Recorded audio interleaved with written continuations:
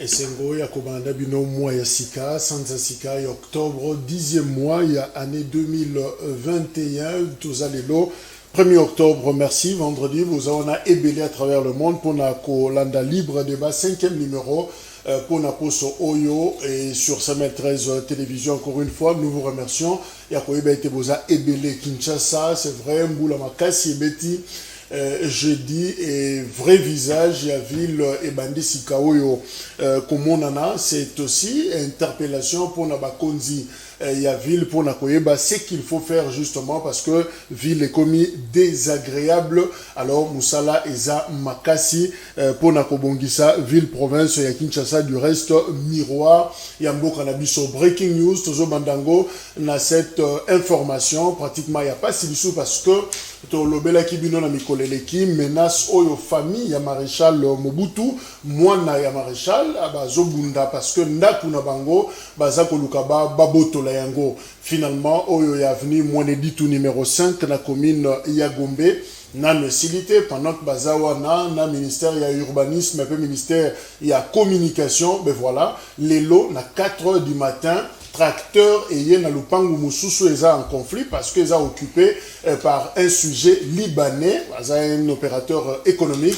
Alors ba yen tracteur ba buki portail ba kangi ba tunyo so bazaki na kati ya lupangu wana et ba memi bango na parquet awana na Gombe. Alors finalement baza ko longola ba kadeno bango ba tchaki pe ko souder ko tcha ba fungola na bango et to kozongela yango peut-être pour na koloba mais opé ça vraiment pas si parce que mon kilio ça tourne toujours ils ont ko baluka. Alors to éviter oyo ko komela famille à maréchal, lobby à la tour yanani et koye banate, mais je crois que moi excès des ailes les autres à la vraiment ma casse une façon de faire. Il y a responsable nabiso bakonzi nabiso tout le temps to lié au service il y a des expatriés au service il y a étrangers pour na konyo ko la bana ya Congo. Alors et kozamala moté quand on le dit c'est parce que concession wana nyonso mapangu wana eza na jugement ou eza ko reconnaître que mapangu wana eza bel et bien il y a famille il y a maréchal Mobutu. Alors ceux qui komona batu musu baza ko ya ko se prévaloir que eza bango avec de faux documents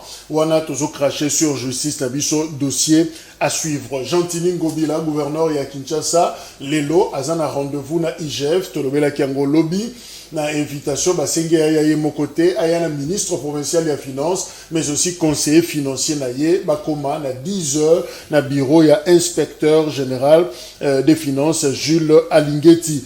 Pour rappel d'ailleurs, Boyebi Yango, que député provincial Mike Mukebai a Kotisaki question pour Nakoye, état des lieux à ville à Kinshasa, comment est-ce qu'ils ont géré, mais cette initiative est qu'il y a Moussikate parce que étouffé finalement, vice-gouverneur Nerombungu a perdu qui peut poste justement parce qu'il y a ces jetés qui peut na Maïwana Kolobela sur la gestion à ville à Kinshasa. On a trouvé que à Salaki Yango, pas de manière où Sengeli et il a payé d'ailleurs de son poste pour rappel. Cabinet presque mingi ya ville à Kinshasa awabaza au total na 10 mois un paiement futamite donc les tableaux eza penza kito côté eza presque sombre na ville à Kinshasa. Alors IGF a qui enquêter sur gestion ya ville. Alors conclusion na ye azopesa yango gouverneur ayeba comment est-ce que qu'est-ce qu'ils ont vu pour la ville à Kinshasa en termes ya gestion. Oui, Abima qui depuis le 16 septembre Nzela Lubumbashi na matanga ya Baba Kyungu et puis à New York pour la 76e assemblée générale il y a Nations Unies. Voilà, Félix Tshisekedi lobby sous la pluie à Zongi na Kinshasa après pratiquement 15 jours passé Libanda Yamboka. Voilà que le président de la République a Zongi Libiso Awa et pour que situation Yamboka ait avancé encore une fois la présence na Yemoko. EPST rentrée scolaire est confirmée pour le 4 octobre donc lundi il y a Lobia Watozakoya et na Masolo Oyo gouvernement Zaki na ngona banque syndicale bayokani 40 000 francs congolais bakobakisela chaque enseignant. Jusque-là, Pona, Bazongela, Mbula Sika, Yakotanga, Ezala, sans problème, Yango, Ezala, parmi ba compromis, Yokani, na rencontre Oyo, Bazalaki, na Yango. Et puis Équateur, Boyebi, que tension, Ezalaki, Kuna, Makasi, lobby, rentrée parlementaire, na assemblée presque provincial Nyonso et Salemaki, même en la Kinshasa. Alors au Équateur, ça sortait vraiment de l'ordinaire parce que Kuna Makila et Tanguy, Naisika est rentré parlementaire. On en parlera justement dans Katia émission. Voilà les quelques informations breaking news. C'est là qui topé Sanabino, Yangoana, Tozana Ndeko Paulin. Mbumba, il y a Igno de Républicains, Zanabiso Elongo, il y a Norbert Luye, il y a Ndeko Paulin Bote. Mbote ndeko mopanzi sango, mbote na kodebateur to kabola masolo na ye, pe mbote na ba téléspectateurs nyonso bazo na biso bisika bango bazali. Voilà, premier passage na ye na SML 13 télévision Jean-Rémy Lileko azana biso Elongo, notable il y a Équateur, voilà, les lois a décidé à yape koza ko discuter na biso actualité ensemble ndeko Jean-Rémy Mbote. Mbote Papa Jacques, mbote ndeko nangai, mbote na balandi banso ya SML. Mbote na bandeko na ngai na Équateur kuna esika bilelo ezali na pasi mbote na bana Congo banso. Merci. Voilà, et le Kaliboso, toujours la situation en commission électorale nationale indépendante, vous voyez que désignation d'animateur est stagnée, bloquée pratiquement, tout outil n'a impasse, blocage makasi. Bolanda qui interview, il y a président de la République on a New York, Pesaki na bande konabi sur VOA, la voix de l'Amérique. Alors finalement lobby a Koutana qui n'a président assemblée na Lubumbashi a PC d'instruction ferme par rapport à la situation. Il y a CENI et voilà président et assemblée nationale Christophe Mbosso a accordé encore une fois 72 heures. On est allé au délai Bapesi Bango ultime d'ailleurs au Bapesi na ba confession religieuse. Bafanda esika moko ba solola ba trouver compromis pour na Itali kokopona bakambi ya CENI notamment président ya commission électorale nationale indépendante boyebi ke kuna na ba confession religieuse deux blocs ezali ba pro Kadima avec les 6 confessions religieuses pe bato bazali pratiquement pour s'opposer ba lobi ke Kadima azali proche ya président de la République catholique et protestant ba solliciter qui rendez-vous na président de la République audience président lobi ce n'est pas important ya koyamba bango il ne veut pas akota na masolo wana. Et curieusement, c'est l'ambassadeur des États-Unis d'Amérique qui a sauté sur l'occasion. Yende a yanganisi pratiquement la confession religieuse pour Nakosolana Bango, te éviter à Ebisi Bango Nini. Et l'autre nini yo ba confession religieuse ba ko yo kate pe ba congolais mais ba ko yo kelengo na monoko ya Mike Hammer o ezali ambassadeur il y a États-Unis. Finalement voilà comment la situation est s'est présentée. Compteur na bango à 0, siko 72 heures déjà et c'est bandi vendredi awa. Et aussi là probablement lundi de bakozonga 3 jours pour n'avoir copié sa conclusion parce que dans le mois d'octobre selon Bosso il faut présenter l'animateur il y a CENI on est ko raté l'issouté. Alors ndeko Paulin na zongelio, est-ce que vous pensez que ce nouveau délai supplémentaire au bapesi na confession religieuse au basangana qui d'ailleurs pembeni ambassadeur des États-Unis, est-ce que cette fois-ci ça sera la bonne toko kanu ko bimana impasse? Merci beaucoup ndeko Jacques na mutuna nayo. Mutuna ezali très pertinente par rapport ya ba démarche nyonso oyo et salemi pour ba comme na niveau ya kopesa ba confession religieuse 72 heures ba kwa kozwa solution. Je pense que yambo ba comme na niveau oyo toyebi ndenge nini procédure ou processus ya désignation ya président ya CENI ezoko salema au sein ya ba confession religieuse. Tu croyez qu'on rappelait sur histoire parce que population tout si to lobia ngompe mingi na bitano muke et là comment konga na kosimba le PV de carence oyo les deux partis les pro Kadima na ba obaza contre bango nyonso ba signaki mukanda moko ke ba yokanité le non c'est-à-dire le PV de non consensus va remettre na bureau de l'Assemblée nationale et citoyen Mbosso a insisté qui Bosonga, boke no soit solution. Ultimatum a pesaki bango. Bayokani pété. Lelo les sous zongi la même démarche. Yakoloba était 72 heures mais après tout bazaba na classe ya école primaire hein. Baza quand même responsable, baza mikolo. Il faut que yeba que qu'est-ce qui bloque? Des places où on a citoyen Mbosso azolinga ko commenter. Yakoloba était na pesibino 72 heures. Non. Na principe ya séparation ya pouvoir. Comme le connaît dictateur 72 heures, bon je l'anga solution. Bon 72 heures ce qui a payé sango, basi solution té. Réaction vous en ngeni. Parce que la fois passée, après c'est mon ultimatum. Na pesi bino 72 heures, ba sa solution. 72 heures on a ti ekendaki, bazwa ki solution te. Donc, problème est ailleurs, problème est kunate. Nalandi ndeko Tshilombo na New York tango lobi était il faut ba élection et ça d'une manière inclusive. Tolingi inclusivité na maponami oye ekoya. Mais pour la cause de l'inclusivité, il faut que ba parti nyonso prenante basa na langage moko. Ce qui va au basa na langage mususu. Je ne pense pas que inclusivité wana ekoyi ko salema. Et puis le vrai problème aussi place ses alliés. Fallait d'abord commencer par la réforme Yasseni. Là aussi c'est un problème. Si la réforme Yasseni ndenge basali yango ba musu ba sepelité, ba musu ba sepeli ba beti maboko que oui, réforme réellement et salemi. Mais ba divergence wana ezoko l'accès déjà biso que place tozo kende. Ça n'augure pas confiance. Donc ba contestation et cause la kaka. Est-ce qu'il y a pas moyen que citoyen Mbosso Aza la seule devant sa conscience parce que âge wana ils a âge expérience, il y a ba conseil, il y a sagesse. Mais à entendre parler, il y a kutala endenga zolo bandiki pas sur makambo, c'est comme si bato baloba que no ba africain ceux qui ba koli maïle kitaka. Merci. Alors, Ndeko Jean-Rémy, ben justement, élément nouveau est animé parce que Makambo 72 heures, tout ce que 24 heures, 48 heures, 72 heures, mais finalement, tu as qui solution de mon côté. Et cette fois-ci, ils ont dit sous compteur à 0, 72 heures. Élément nouveau, Nino est côté en jeu pour que finalement, tu espérer que cette fois-ci, tu as une solution malade. Merci Mingi Ndeko Jacques, na motuna nayo. Élément nouveau, c'est ça.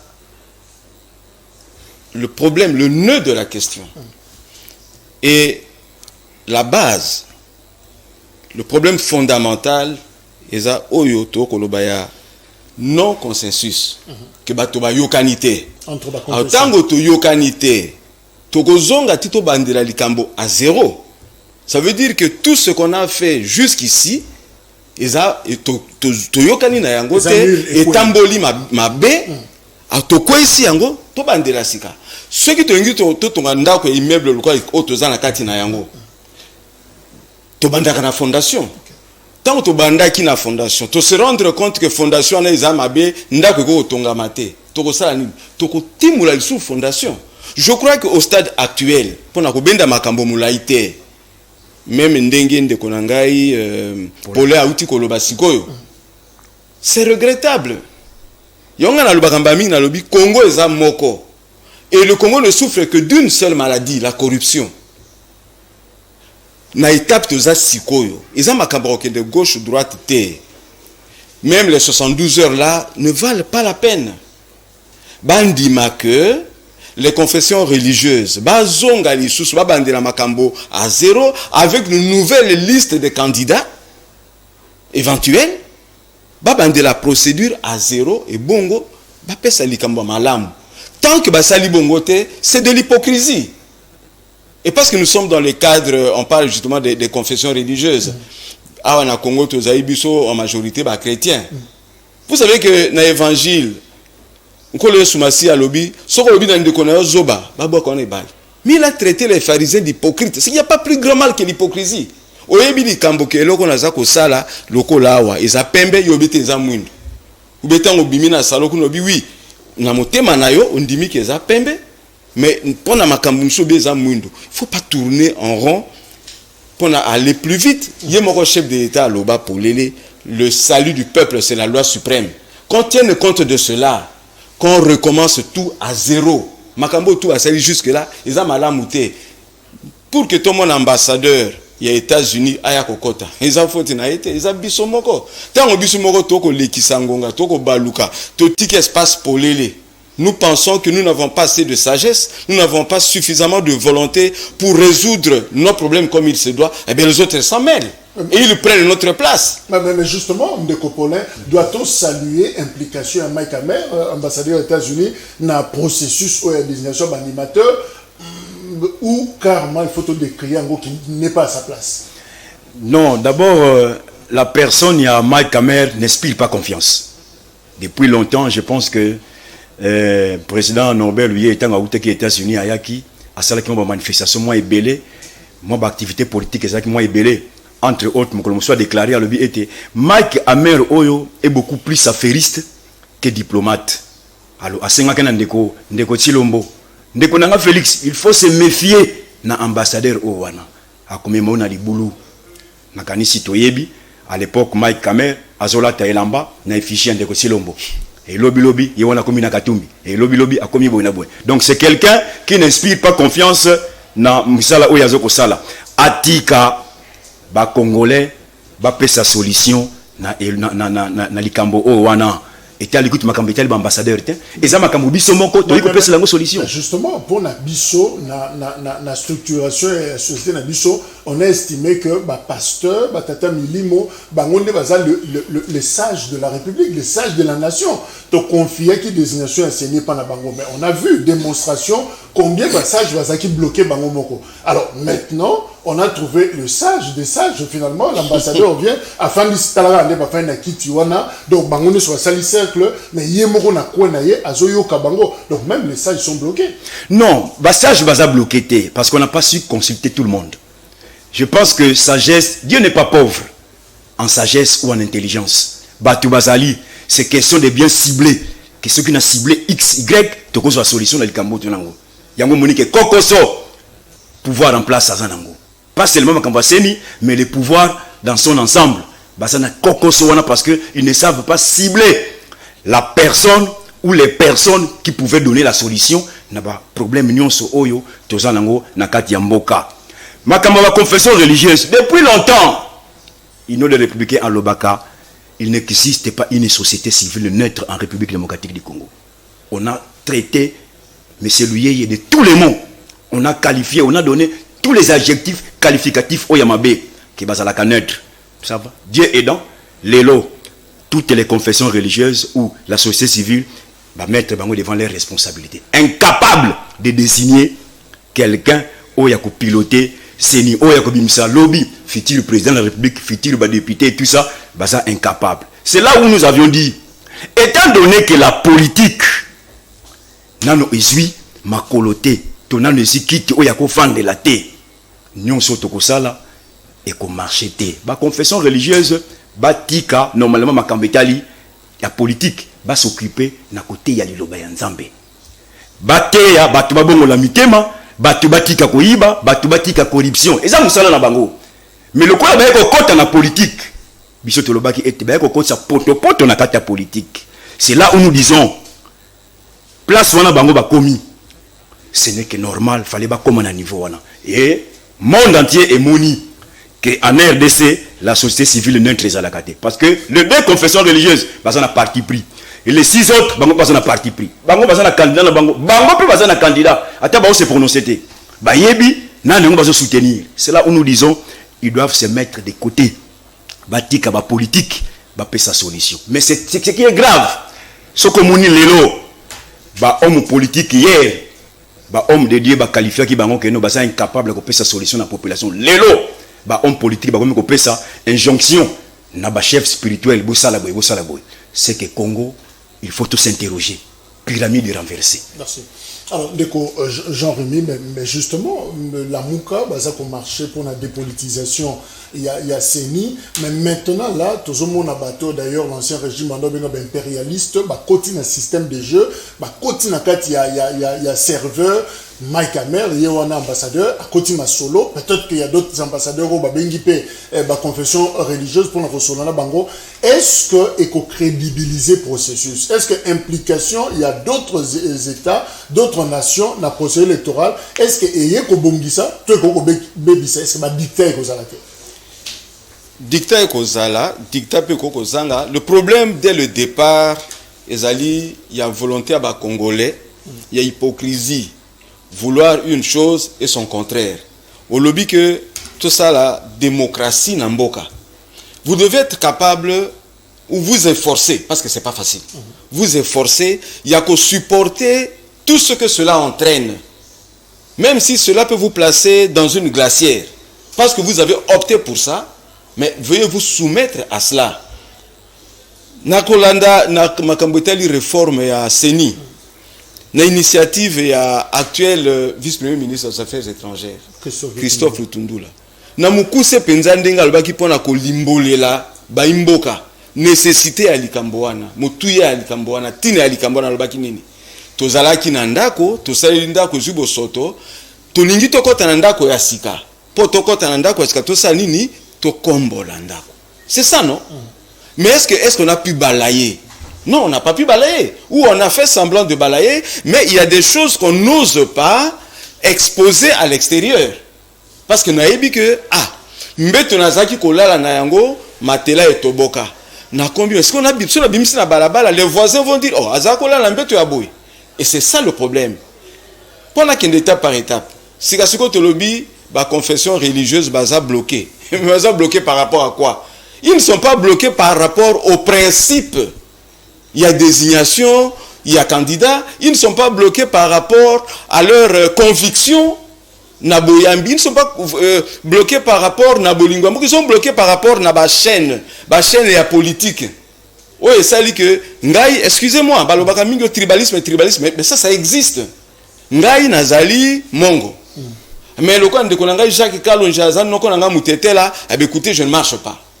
Oh, Ngai, parce que, pour notre espèce d'explication, balobaka que, tant babanda qui m'a solo, babanda qui m'a kita, basou balobaki, toujours qu'on soit menace. On nous menace dans le téléphone. Mais est-ce que menace soit ici là? Et si là, comme colonie, pour que tout soit ce qu'on peut appeler le consensus, la moitié du consensus. Menace ici là, comme colonie. Mais on n'en parle plus. Bah alors, dictat pourquoi? Mais vous pensez que le dictat vient d'où? Dictat koutare pas na biso moko. Biso ba congolais tozali awa selon o makambo to lingi, selon les calculs politiciens to sali. To kosala semblant ba confession religieuse bokende boyokana. Mais entre-temps, na kosola ba tumsu pembeni. Quand na kati wana tindi bino bokende koyokana, mais boza bino mibale na bengi ndeko pole pembeni bi zalaka kawana, telemaka kawana. Ata boke kosola yo tikala kawana parce que to kolakisa ba imboka ke to pesi bango possibilité mbalamisa to mine bayokanité. Alors loka bayokanité to za na démocratie, loi ya démocratie za loi ya majorité, ezaka ka batindaki to kamati. C'est clair. Alors vous nous faites perdre du temps. Boyebi eloko nini bolingi, boyebi bien que za mabe, boyebi bien que bokoki ko bandela, mais bolingi te parce que vous tenez à cela. C'est ça notre problème. Mais alors, finalement, Ndeko Paulin, quelle est la recette? Parce que l'autre, il a délai, au moins peut-être commis 72 heures en gros, suite tu peux monnaie en voter. Alors, là, option et sous que vous allez nini. C'est vrai, le président de la République a dit qu'il y a une qualité cette fois-là. Ben, l'Assemblée va nous dire Nzela ni nesenge na biso Kolanda. Alors, Nzela yango oyo kosengela Kolanda. Au cas où baza finalement bloqué kaka. Et Rosalanine, est-ce qu'il faut tokende na consensus? Est-ce qu'il faut tokende na dialogue? Est-ce qu'il faut to fan là, to solo là? De part et de ma partie prenante Moussou Bazakosen. Merci beaucoup, Ndeko Jacques Dikuna Mutuna Otuni. Makanisi, le processus est déjà biaisé. Blocage Oyo, je ne vois pas citoyen Bosso Kolongolango. Je ne vois pas les confessions religieuses eux-mêmes Kolongolango. Je ne vois pas ma partie prenante Moussou Balongolango. Blocage Oyo, Ezoko Senga était Congolais à travers la classe politique. To vanda to solo là. Mboka Ezaya Biso, tout ça n'a mboka mi balete. Tout ça dans la République démocratique du Congo comme pays, comme nation. Et Sengeli to vanda to solo là, totala. Quel type, quel genre ya maponami o tolingi kopesa na ba congolais maponami oyo ba programme ka ba résultat na char de combat maponami oyo ba programme ka résultat na ba nyos ba kotina bandako bazobanga maponami oyo ba programme ba résultat sans pour autant ko tanga ba bulletin tolingi ba biloko wana te tolingi cette fois-ci que to sala maponami oyo et ko satisfaire ba congolais pe mokili mobimba ba ko betla biso maboko ne yango na recette ya union de républicain a changé à te. Tu le dis que la crise ou la meilleure façon de résoudre la crise est ça autour d'une table. Tu vanda, tu solo là. Yango monique tu kenaka tout droit au but. Ba tu ba qualifier biso. Bino kangama na dialogue pour la nini. Oh, ce qui to kangama na dialogue c'est parce que to lingaka mobulu ezala na mboka te. Quand il y a blocage, la meilleure façon ou le meilleur moyen ya comporter recette il y a Kimia, c'est le dialogue politique global, ici de l'accord cadre d'Addis Abeba, parce que quand il y a accord cadre d'Addis Abeba, on prend la réforme structurelle des institutions. C'est Niwana, tu as une réponse na dialogue. Réforme, il y a solo sur la Séné, na dialogue. Oh, na boy. Nyon so wana tabatal. Ndeko wuti ko tanga makamba loi lutundu la wana tout ça. Balobi ke tanga ba commune salle, ba musu bazala ki pour, ba musu bazala ki contre et loi wana est reflété esprit. Il y a initiateur na côté. Donc là aussi ça pose problème. C'est là où tu le bi était nyon so wana bazoko sala. Ils allaient perdre de temps. La meilleure façon de recadrer makambo nyon so wana to vanda to solola autour d'une table mboka eza ya biso toko seplisa ba congolais toko pesa bango maponami oyo bango bazala lango posa Jean-Marie Leko Moutaro Betreso Masolo ya dialogue té conférence nationale San City finalement on en a connu et belé ya minene d'ailleurs mais finalement on dirait situation Congo tozo zonga na sima tozo balukaka sika moko rien n'évolue pratiquement après plusieurs décennies. Est-ce que c'est la meilleure recette ya ko fandi sabatno sika moko tokende sur la dialogue sûrement et on a besoin d'un glissement ou déjà la muka baza ko boya. Alors quelle est la formule? Oui, merci Jacques. Dialogue est un mot, est un concept. Mais dialogue est un contenu. Dans le cadre précis, il y a contexte politique, il y a Congo. Mais le dialogue, tu as un dialogue, tu as une conférence, tu as un mais le problème, c'est qu'est-ce que nous voulons? Est-ce que tu lingi ango na motema moko? Parce que tout ce qu'on veut de précieux exige de celui qui le veut à fouta de payer le prix.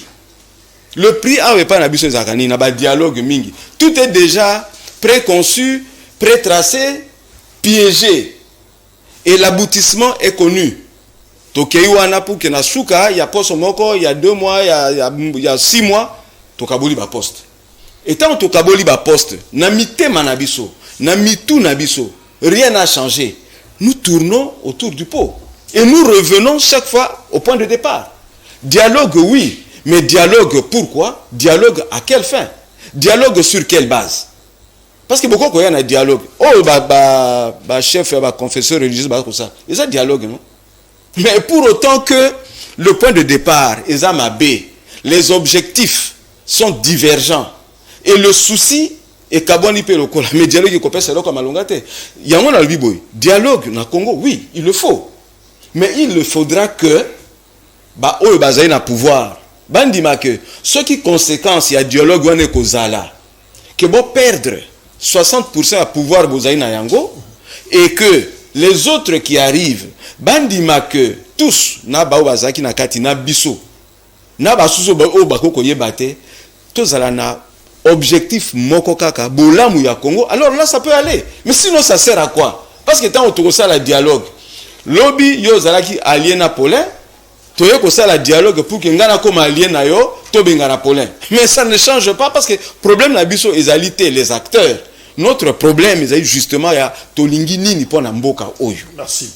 Débat à suivre parce que photo talanenge compter Ezako Kende 72 heures tant que si là torozonga les sous on a débat pour na koyeba suite zanini par rapport à la désignation d'animateur il y a commission électorale nationale indépendante. Alors tozo voyager pour na kokene Équateur boyebi que kuna rentrée parlementaire et ça na organe délibérant pratiquement nyonso la République démocratique du Congo, sauf l'Équateur, note particulière Ezali, Makila et Tanguy, justement, Massassi Betami Kuna. C'est quoi le problème finalement dans la province Équateur où Ekambemi n'a dit donné Bobo Boloko? Problème ezanini solution et wapi parce que likambango ezoko umela ezako perdurer davantage ezo kabola bana Équateur. Alors toko zonga en image tomona ces reportages au fait bazo retracer ce qui s'est passé lobby jeudi na Mbandaka. Tola. La situation est très confuse ce jeudi à Mbandaka, dans la province de l'Équateur. La majorité des députés provinciaux regroupés au sein du G14 s'est vue confrontée à la police déployée par les gouverneurs Bobo Boloko, alors qu'ils se rendaient accompagnés d'une foule de la population à l'Assemblée provinciale pour l'ouverture de la session budgétaire, prévue ce jeudi 30 septembre. 2021. Des gaz lacrymogènes et des tirs à balles réelles signalés. 2 auraient perdu la vie et un nombre de 15 personnes blessées, dont le président de l'Assemblée provinciale Claude Bouka-Lumpolo, mais aussi les députés provinciaux Kamba. Biso bato vota ba député ba voter ye. Ba beti bato masasi bato musu ba kufi petit frère na ngai propre. Popo le fomi bololo ba beti masasi awa za siko na hôpital. Botozo ta mona mboka ngonde ye nini. Est-ce que mboka ta mola ka bongo vraiment? Et puis ba autorité kuna na niveau Kinshasa. Ba vandika kimia ba se ko pesa mesure moko bo été pour na gouverneur na bobu. Déterminé à faire réussir la tenue de cette plénière d'ouverture de la session budgétaire, le G13 est allé siéger dans un cadre autre que l'Assemblée provinciale, qui reste jusqu'à présent pris d'assaut par les éléments de la police. Face à cette situation, plusieurs voix s'élèvent pour interpeller le gouvernement de la République démocratique du Congo, afin de tout faire pour éviter le pire dans cette partie du pays.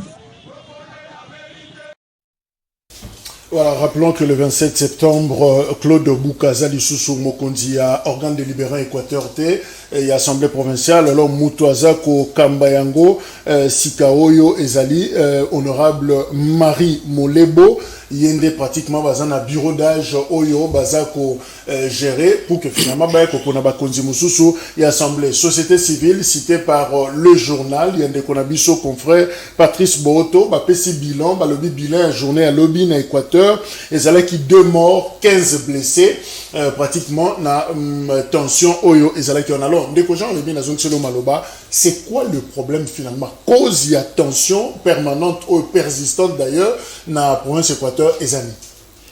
Merci mingi Papa Jacques pour la motuna na yo.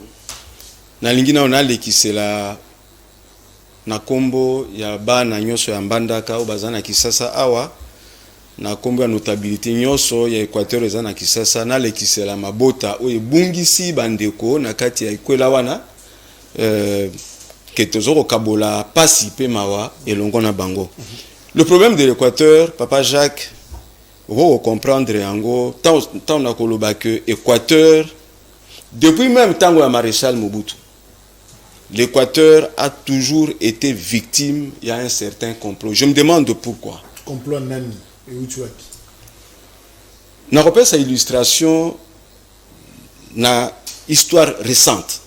Je prends les dernières années, il y a pouvoir à PPRD, et je prends les premières années, il y a pouvoir et à UDPS. Omoni bilili otomoni wana toyoki bandeko balobi biso toponaka ba député baponi gouverneur. Il y a des choses otokoki kolobate parce que ça fait mal. Bobo Boloko lelo aza gouverneur d'Équateur na 2e mandat na ye. Mais je connais la 5e année na ye en fonction comme gouverneur. Premier choix na ye pour batinda ye liboso na premier mandat na ye. Ce que je dis, je le tiens des aînés qui étaient des députés nationaux et du PPRD.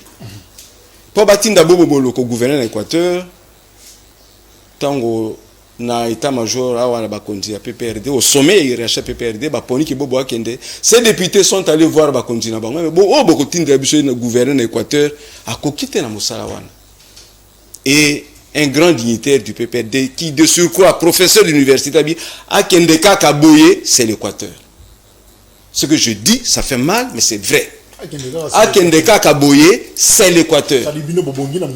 Tobongi na mutu ndenge wana. Et rappelez-vous au temps de Mouzé, tango président Jean-Pierre Akamati Bibundeli pona ko asale merci à bandi guerre kuna, Laurent Désiré Kabila, paix à son âme, a osé dire que Dieu regrettera pourquoi il avait créé l'Équateur. Comme si il y avait de guerre qu'à l'Équateur, il n'y avait pas de guerre dans les autres parties du pays. Tenez seulement ces 2 paroles-là. C'est regrettable. Oyaka ya sika oyo. Maintenant c'est le pouvoir UDPS. Ba députés provinciaux, babandi Mosala, na contexte il y a corruption. Et tout le monde a décrié ça. Et tout le monde a regretté balobi les assemblées provinciales, ezali kosala Mosala te, autant mieux bakanga yango. Population et les libolongo et la biso bobo. Les députés se ressaisissent. basali motion balongoli bobo. Mais tant que bako batu bako sala mosala te ndenge kolutu na biso ndeko na ngai Molière baka mi na Assemblée nationale atoko sala mosala te. Ceux qui babandi ko sala mosala bokomi sous contre bango. À une fois que ba voter motion, non, vice-premier ministre de l'Intérieur a bengi président et assemblée yaka wana kisasa consultation na gouverneur. Le quoi ba député bazala qui déterminé président okende moko te parce que au risque subir ba pression. 13 députés sont venus ici. Ba yeyawa na kisasa. Et ils ont passé plus d'un mois awa. Mais ce que ça dit consultation, mais on peut l'achever aussi après une semaine. Ba vandi awa abandonné à leur triste sort. Batiki bandako na bango, batiki mabote na bango, na ba paiement bazali na bango, ils ont vécu si difficilement. 1 mois et demi. Ah, on a qui ça. Alors, entre-temps, c'est un arrêt qui sortira de la haute cour, de la cour constitutionnelle. C'est la haute cour de notre pays. Mais l'histoire nous renseigne. Na tango kuna avant l'élection 2018, na kasi ozango panisango ebiango. Ba gouverneur Boni bazalaka déçu na l'Assemblée provinciale, baya na cour constitutionnelle, ils ont été réhabilités. Basalate. Quand bien même il y avait même Bamsou Bazaki à PPRD, basalate. C'est ça le problème Yambo Canabiso. Alors qu'est-ce qui se passe à l'Équateur? Il se passe à l'Équateur que ba oyo 1 ba yebi Équateur T, 2 ba lingi Équateur T, 3 bazana 6 moko politique na Équateur T, 4 ba nyoko na Équateur, ils tiennent à tout prix à diriger l'Équateur. À supposer que prenons le cas de Zaki à PPRD na Bandako Chité. Tu n'as à peine que 2 députés sur les 22. Il faut poste au gouvernement. Aux gens, on a imaginé. Il faut corrompre. Et c'est ce qu'ils ont fait. Maintenant, je crois que c'est regrettable. Na Kaya Équateur, ce qu'il faut, les loyaux. Pour la solution. Alors, Ndeko Paulin, est-ce que Oza Kosuski na thèse il y a complot? Qu'il y a un complot contre une province, et ça n'a pas tout, je crois, Tanguy, quelques éléments. Est-ce qu'il y a un complot pour déstabiliser l'Équateur? Merci beaucoup, Ndeko Jacques. Yambona, Kwea na Mutuna, Nayo, nazo compatir, Naba Oyo, Baji Masasi, parce que nazo se souvenir, Ndeko Félix Tilombo, Tangwazui, Kibokonzi, alobaki liloba moko sous mon mandat lisasi ekobeta te esalinga pasi ya komona ete batu balamuki na tongo babimi pona ko manifester et que na retour azongi susunda kuti soit azongi ndaku me ebembe eza quand même moi pasi na ba oyo bazui masasi Ndeko Jacques, ça fait mal. Équateur, je pense que Bande Konabiso, il y a province ya Équateur, Koloba était complot. Bon, et ça point de vue na bango.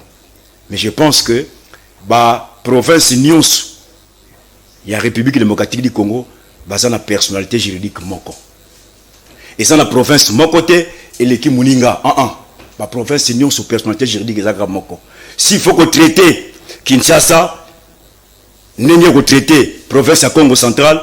N'est pas traité province ya Chuapa, n'est pas traité province ya ainsi de suite. Ma province nous en n'est pas.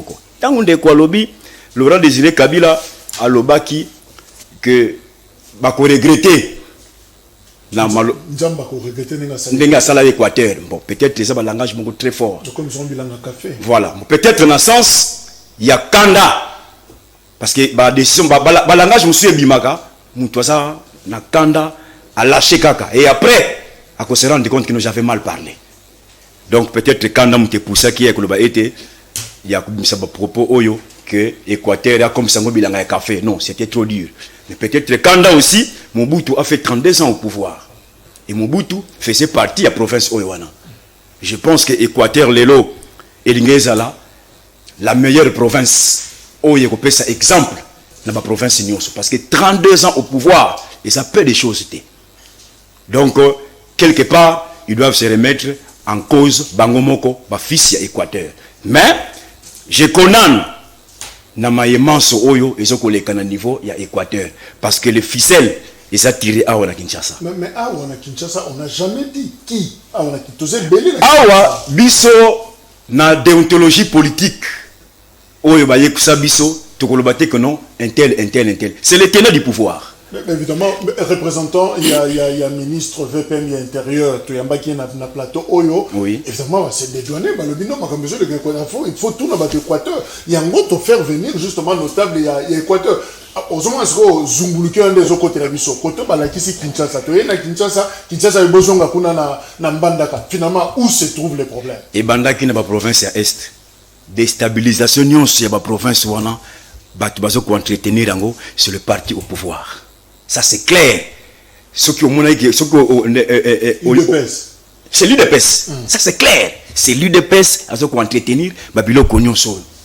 Bangonde baza capable ya ko silisango pe bango pe baza capable ya ko faire continuer eloko wana parce que bango baza na pouvoir. Lelo soki batie couleur nandako yo ba changer couleur ezaki pembe batie par exemple bleu le coup me voyait pas nan il est responsable les chaînes que azo sala musala ce qui peut asali yango te eke baby ba désolé on ne voyait pas nan et pas naïe donc les responsables yango moni ba chino ba kenda un peu plus loin le poisson commence à pourrir par la tête donc ils sont responsables na makamunyo sezoleka na ba province pas seulement Équateur tout ko landango dernièrement awa yandeko atuma tubwana après avoir cissé bakimisi. Donc ils ont un scénario moko de mauvais goût.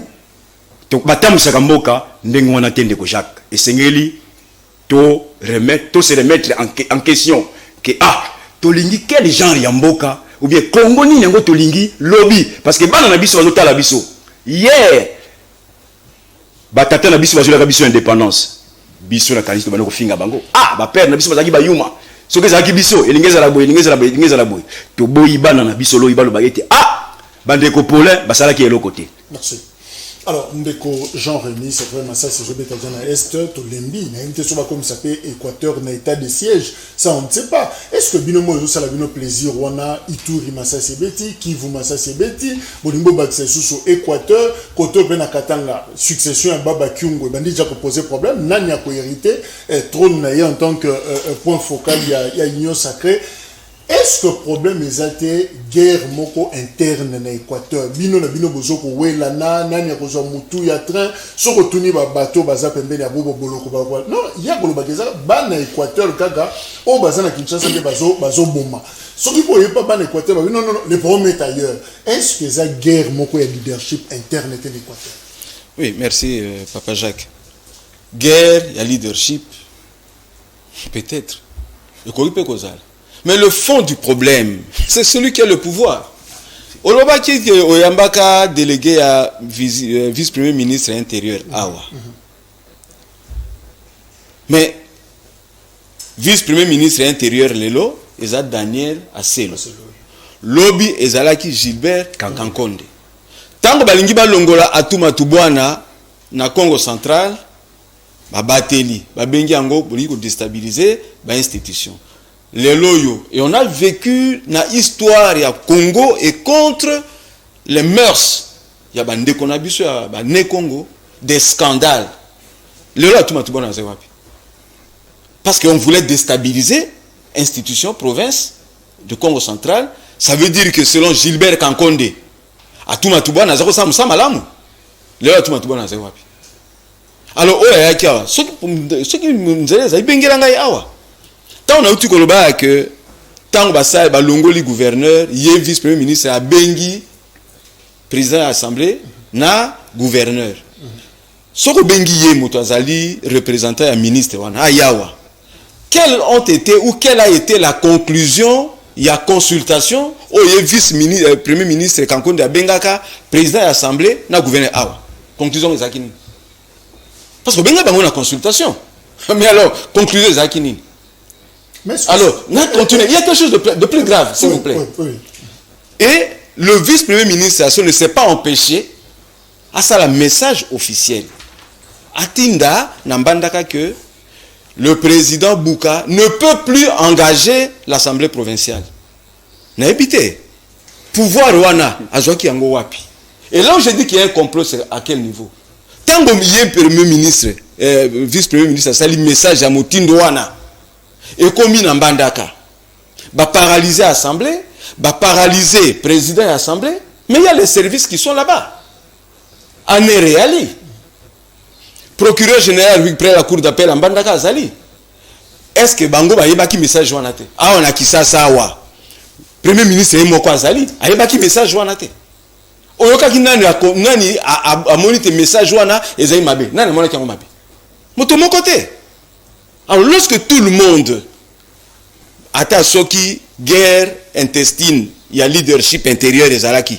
Mais nani makambo ya motindo. Nani koko bongisa. Siko souci zanini. Kaka bobo longwa mutu so remplacer. Souci ezalité que bobo longwa mutu so remplacer. Souci soki ezali bongo souci ya ba députés provinciaux. Mais botika basala yango. Ce qui est à Libongo, bon, biso toponi ba député provinciaux. Évidemment, rappelons que le dossier à détournement sur base il y a rapport il y a IGF, inspecteur général des finances Zali sur l'Équateur. Alors batangi tangi batebele, notamment gouverneur Bobo a zappé repris un rapport wana pour la gestion détournement. Alors ils ont un groupe de députés, bah c'est qui départ naïe, mais finalement on a dit que ça une procédure oyo et c'est la quitter. Alors solution et zozalela wapi pour la binomoko. Vous proposez solution pour qui mieux en Équateur et Zani. Yamola proposé solution. N'ina zone yali kambo na uti koloba. Message ya ministre à Seloana. Oye a commis mokonzi, ya président de l'Assemblée provinciale de l'Équateur à suspendre ou plutôt à révoquer a dû en a pouvoir nini. Et banda premier ministre. Ti na le dernier des administratifs na Kisasa. Est-ce que ça y a mesure préventive non mais et longi il y a Claude Bouka na Mbandaka soka comme ils ont mis ça dans Mobulu alors non OK banda Claude Bouka zonga ki na Mbandaka bato boni bazoka ki na Libanga bon ba beti masasi lelo Claude Bouka ba beti masasi non alors c'est à partir de ce message là que ebendi Mobulu okoloba likambo ya contrôle awa ya IGF. Mais dossier est commis à cour de cassation depuis Kala. Mais Fandi bati yango na messe Fandi. Et ça bon a habité procédure senga ka question qui produit rapport ya IGF so combien d'années pour banda ko instruire. Na habité to kozila yango. Mais le problème c'est lequel? On met le papa Jacques Tan Tokoba Équateur. C'est tellement c'est à la fois concret et abstrait. Mais je peux te citer quelques faits. Oyo que na Équateur et Bongate. Loko la gouverneur ayaki, ngana zali fonctionnaire. Mais mibeko yali awa que depuis quelques années awa mouvement ya ba agent de l'État. Repeki sami. Mais au komi na tongo na zuyo au sali pe mabe mon côté. Na longoli Jacques nati ndeko mususu. Comme ça. Et même ba document ngo mobulu loko pa ngai na Losanganya. Na secteur ya Losanganya. Il y a un chef de secteur Azawana. Azalaki wana depuis 2013 2014. Tant bobo aye pour na ko somba député à Longoli atinoko ya député. Et ba continuer ndenge wana. Tango ba uti awa loko la député na zaki na G13. Bobo sans hésiter à réhabiliter normalement le chef de secteur. Mais tant que Sombi Lisusu, député wana, a réhabilité chef de secteur le 24 août, tant qu'on parvenu à la négociation qu'on rachetait député, le 4 septembre, ce qui qu'on réhabilité, il y a l'ongolaki. Alors finalement, solution, il y a Équateur, il fait du na départ, il y a beaucoup. On peut dire solution, il y a Équateur, Ezali, et bimana, Koto Saka Mibeko. Koto Samibeko, Ezali Nini. Toponi ba députés provinciaux batumi bazali ko ba non ba kanga ba assemblée principale au salate non ceux qui bazali ko salate même l'assemblée nationale bazali ko salate siko ba bandi ko sala botika oyo bango basali et salima et j'aimerais bien nazako senga avant d'appeler ça solution peut-être en détail nazako senga lelo ezali moko la conseil des ministres peut-être ba ko aborder ce genre kuna mais eloko oyo ndeko Daniel Aselo asali na province de l'Équateur azamotete la Équateur dans la majorité ezali ba mongo eloko wana ta ba koko na ba kolanda ina yango ba buma kamboka ya batu na nkobo ete kaka lokola oyo ya PPRD alobaka akende kaka boye, c'est l'Équateur. Lui aussi il vient de qui s'habille passe. Et maintenant, heureusement qu'il y a du sang qui a coulé. Hein? J'espère qu'ils ne vont plus marcher sur ce sang. La raison de la solution, Ndeko Paulin, est-ce que vous estimez que le gouvernement en place a un intérêt pour déstabiliser finalement la province? Quel est l'intérêt? Il y a un Équateur, les Ananasé, le Alabaïdja, Mouyaj, Fifi Masuka, les Amandébandades, Congo central, tout ça. Intérêt, Zanini, que gagne le régime actuel de Tshisekedi dans la déstabilisation de la province? Merci beaucoup. Namutuna Nayo. Tant que gagne le pouvoir la déstabilisation il y a ma province. Mes réponses sont très simples. Qui gagne le pouvoir? Les lots, ceux qui citoyens bosso, à comme au sala ou à sala wana. À sala en faveur ton avantage anan. Ndeko lombo. Donc ceux qui ndeko lombo tchaka une place wanate. Mais à sala musala ou à memboso, à sala musala ou wanate. Et ça profite ndeko lombo. Donc placer nos gens. Voilà. Yango monique na niveau et ba province. Fallait que l'on là-bas oyo baza ya yete ba placer oya banque. Nous sommes des politiciens. Et la politique tous les coups sont permis. Tout monde qui déstabilisation de l'Assemblée nationale.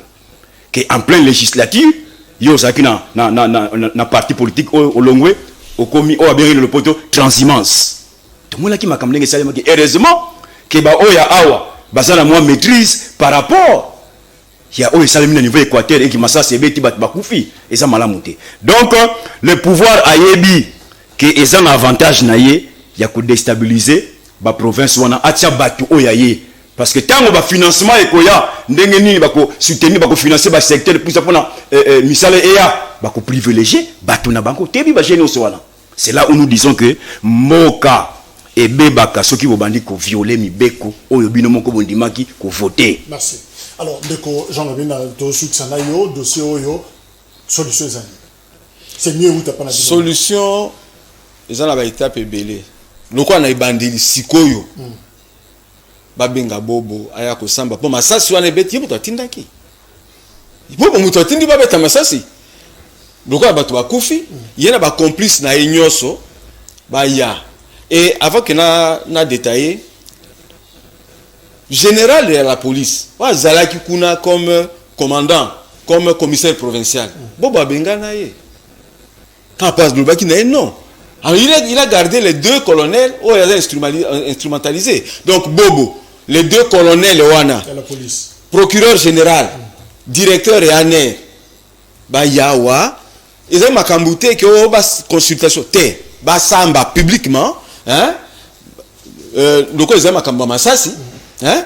Cours militaire et benga bango ba samba ba yebisa biso masasi ebeti pona nini wana likambo ya liboso ya mibale vice premier ministre Aselo pe lokola azali pe kati na kati ya dossier wana parce que ceux qui bobo atindi ba beta masasi yende atindi bobo ke bobo abeta masasi po yemoto azongisi bobo kuna yemoto apesi bobo pouvoir ye Aselo mutu mususu te Aselo. Et troisième chose, batosa mibeko, batika ba député, basala mosala na bango. Et surtout, batosa volonté à population. Population équatorienne est une population la plus meurtrie à Congo. Ndeko Jacques, vous vous imaginez, la corruption et le crime n'endengenin. Vous pouvez comprendre que ça fait partie de la gestion à Bobo. Makambotali, par exemple, campagne de vaccination. Ndenge comment ça en Équateur. Ce que zali par exemple, donc beaucoup bolbaki qui na bikoro rougeur les ako bomabana. Et outi na ndenge nini. Ceux qui batindi ba la campagne de vaccination. Au lieu que ba kamata parmi les prestataires ba to ya santé, député moko to motonani ou azali proche na bobo apesi batonaye qui ne sont pas de la santé, qui ne savent rien, il y a vaccination. Et au lieu que Bakamata 2000 prestataires, Bakamati to 500. Ça veut dire que couverture et Kozala réalisé. Au lieu que projet PDSS, projet pour le développement du secteur de santé. Ah, c'est ça, Zali. Partout dans toutes les autres provinces du Congo, Zali. Mais dans l'Équateur, Bakanga. kaka pona bobo parce que mbongo nezali mbongo na ye. Ozomona. Donc c'est normal, c'est pas normal. Merci, voilà. Tokomi na suka justement conclusion ko kozala clin d'œil na bandeko ya mouvement de libération du Congo ba fêta qui 23 ans na bango, c'est vrai, c'est ex-mouvement rebelle et comment qui parti politique pratiquement va participer na dialogue intercongolais et voilà 1+4 yé Mokonzi na bango azalaki parmi l'espace présidentiel wana Jean-Pierre Bemba Gombo vice-président en charge à Ecofin et finalement l'élection en 2006 à Ponama quitté Joseph Kabila nde azwa qui est 10 années passées na CPI MLC à l'équipe ba moment moko très dur. Et évidemment, sous le leadership, il y a une femme, F. Bazaïba, qui a réussi à maintenir flambeau, qui nos libérations à Mokonzi Labango, puis à Zongselier flambeau, Lelo, Aza, ministre VPM en charge, il y a environnement. Alors, 23 ans après, quel avenir finalement il y a MLC, Kogozala Maloba, Yasuka Punayango. C'est vrai, on ne parle pas du MLC comme parti politique d'abord, mais MLC comme il local, la patrimoine, Moko, Nakati, il y a Mboka, au regard, il y a histoire politique. Vous pensez que Jean-Pierre Bemba Gombo, vous pensez que le MLC, basé sur un rôle Mobako jouer, parce que bon, le but, c'est un plan Moko ambitieux pour Namboka. Est-ce que basé sur un rôle, il y a jouer les... Merci beaucoup. On ne peut pas empêcher Moutou Azala na ambition. Tolanda qui bisogno sur 23e anniversaire y a parti à Ndeko Jean-Pierre Bemba et même hier na chaîne na bango moko de la place na mekayi kozela émission les camins émission les cas qui était en lieu et place ya émission ba brandisa qui mobilisation oyo basala qui na mokolo ya 23e anniversaire na bango. Bon. Bango moko ba yebi le pourquoi basalaki yango mais biso to yebi était que muntu soki alinga sepela et que azaki na 22 ans a commis na 23 ans et ça m'a bête joyeux anniversaire peut-être to yebi sa bango et to ko empêcher peut-être ba ambition o bango bazanango mais histoire ba changer ka yango te na landi on a introduction to yebi place bango ba outi des places ba commis nakanisi mokolo ba congolais place bazali ba yeba parti politique oyo e bundaka pona bolamu na bango na parti politique oyo e sala bango mabe mais lelo ba bongoli mitema bon libre commentaire mingi vous allez connaître parce que ce que vous avez en face na membre ya MLC on allait entrer dans les profondeurs. Mais le col a représenté MLC a été né na pesi bango en tout cas joyeux anniversaire na bango parce qu'il a 22 ans ba comme na 23 ans bravo né ba continuer musala na bango mais ba été le peuple a besoin il y a social naie et bonga lelo bango bazana pouvoir en place parce que lelo mingi ba kanisaka kende ko Félix Yemoko akozala comptable non c'est l'union sacrée. MLC voilà. Sacré. Alors, Jean-Denis Lileko, Toto Silisawana, Toyebi que sort, il y a Jean-Pierre Bemba presque scellé sur le plan judiciaire, inéligibilité naïe pour la Nikambo, il y a subornation des témoins, condamnation à Zouaki, professeur Nyabirungu, après ça qui lecture naïe, il y a Mobeko. Est-ce que l'élo Jean-Pierre Bemba bakoki ko déverrouiller situation? Est-ce que le régime actuel bakoki ko salayer faveur wana politique ya ko longolayer na situation où ils ont presque scellé ou le MLC peut courir sans Jean-Pierre Bemba?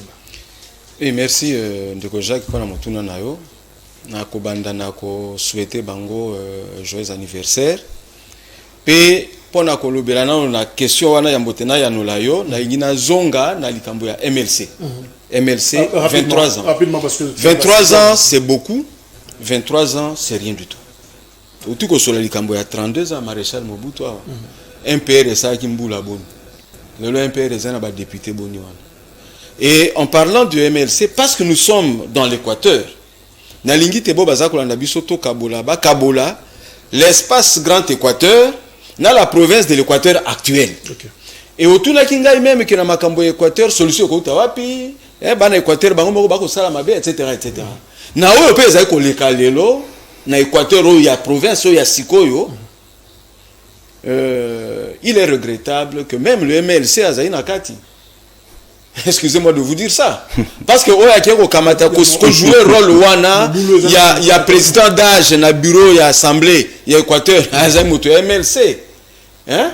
Et il y a un jeune député à MLC, il est mal vu tout simplement parce qu'il défend la cause du peuple.